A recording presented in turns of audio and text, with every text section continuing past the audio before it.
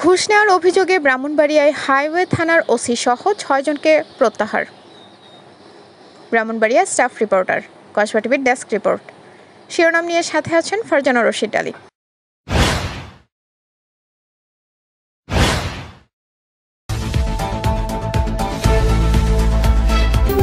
Kasba TV, হৃদয়ে Bangla. Covered van আটক করে ঘুষ নেওয়ার অভিযোগে ব্রাহ্মণবাড়িয়ার সরাইল খাটিহাতা হাইওয়ে থানার ওসি সহ ৬ জনকে প্রত্যাহার করা হয়েছে।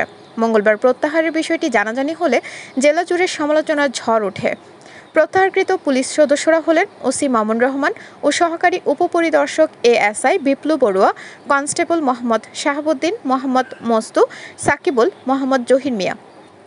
গতকাল ১৪ জুলাই সোমবার তাদের থানা থেকে প্রত্যাহার করে হাইওয়ে পুলিশের কুমিল্লা অঞ্চলের পুলিশ সুপারের কার্যালয়ে হাইওয়ে পুলিশ ও স্থানীয় সূত্রে জানা যায়, গত ৩ জুলাই সিলেট থেকে ঢাকাগামী পণ্যবাহী একটি কাভার্ড ভ্যান আটক করে মহাসড়কে কর্তব্যরত টহল পুলিশের সদস্যরা।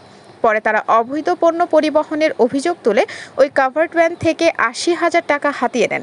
এ নিয়ে বেসরকারি একটি টেলিভিশনের সংবাদ প্রচার করা হয়।